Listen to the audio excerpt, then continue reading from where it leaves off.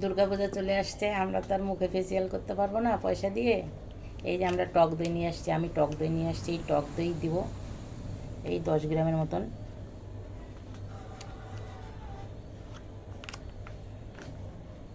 আর এই টক দইয়ের মধ্যে এই যে এরকম 4 ভাগের 1 ভাগ লেবু দেবো।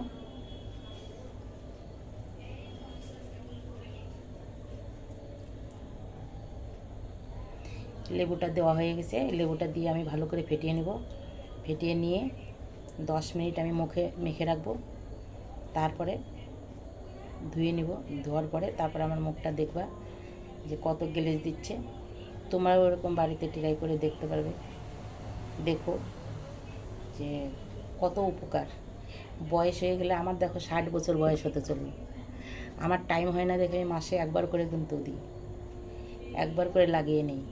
তাও দেখো আমার কিন্তু সবাই বলে যে আমার বলে বয়স একদমই বোঝা যায় না, কিন্তু কাজের টাইমে আমি অত দিতে পারি না। তার জন্য এই যে পূজার আগে আগে একবার দিয়ে নিচ্ছি। তোমরাও দিবে, দিলে ভালো উপকার পাবে। এই যে আমি টক দই আর লেবু দিয়ে লাগিয়ে নিয়েছি মুখে, গলা দিয়েও অল্প লাগিয়ে নিয়েছি। 10 থেকে 12 মিনিট রাখবো। তারপরে মুখটা ধুয়ে নিয়ে তারপরে তোমাদেরকে দেখাচ্ছি।